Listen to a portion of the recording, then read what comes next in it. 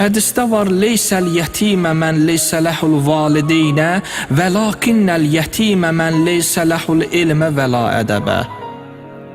İmam Cəfər Sadiq əleyhissalam deyir ki, o şəxsə yetim deməyin ki, onun ata-anası yoxdur. O şəxsə yetim deyin ki, onun ədəbi yoxdur. Deyirlər, ədəbsiz insan yetim sayılır. Elmli, ağıllı insan varlı sayılır. Peyğəmbər əleyhissalam deyir, cənnətdə şadlığın sarayı deyilən bir saray var. Həmin yerə ancaq möminlərin yetimlərini şadlandıran insanlar daxil olar. Hədisdə var, istəyirsən qəlbin yumşalsın, öz diləyinə çatasan, onda yetimə mehribanlıq göstər. Nəvaziş etməklə onun başına əl çək. Yeməyindən ona da ver. Əgər belə etsən, qəlbin yumşalar. Nəticədə insan öz istəyinə çatar. Ona görə də Həzrət Əli əleyhissalam deyir, yetimlərə görə Allahdan qorxun. Onların qarınlarını bir gün doydurub, bir gün ac saxlamayın. Peyğəmbər əleyhissalam deyir ki, kim bir yetimə həyan olsa, onu ehtiyatsız etsə, yetim malını yeyənə cəhənnəm odunu vacib etdiyi kimi Allah bu işinə görə cənnəti ona vacib edər.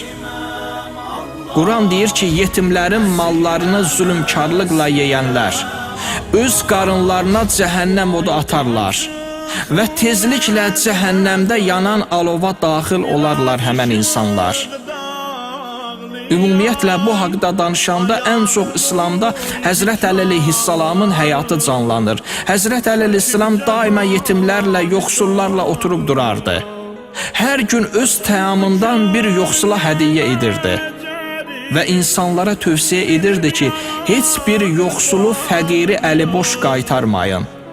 Çünki ola bilər onlar Allahın ən yaxşı bəndəsi ola.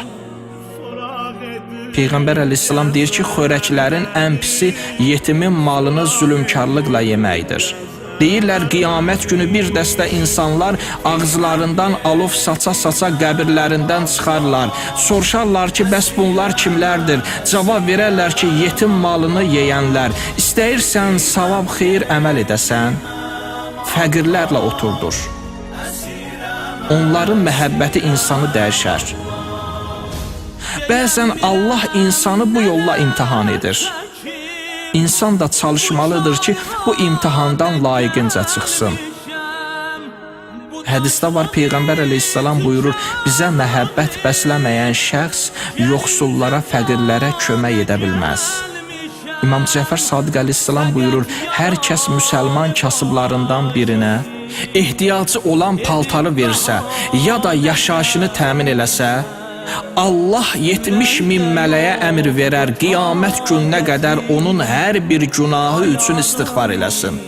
Əgər bir insan desə ki, ilahi, mənə çoxlu ruzu ver və mənə imkan ver, mən də yaxşı işlər görüm, Allah onun bu xalis niyyətinə görə arzu etdiyi yaxşı əməlin savabını onun əməl dəftərinə yazar.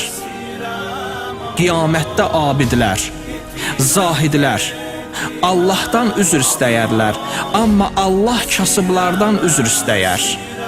Ey bəndəm, sənə dünya malı vermədim. Dünya sənin üçün azdır, sənin məqamın çox ucadır. Kasıb insanı imtihan etmək üçün bir əmanətdir. Ona düçar olan insan Allaha ibadət edir.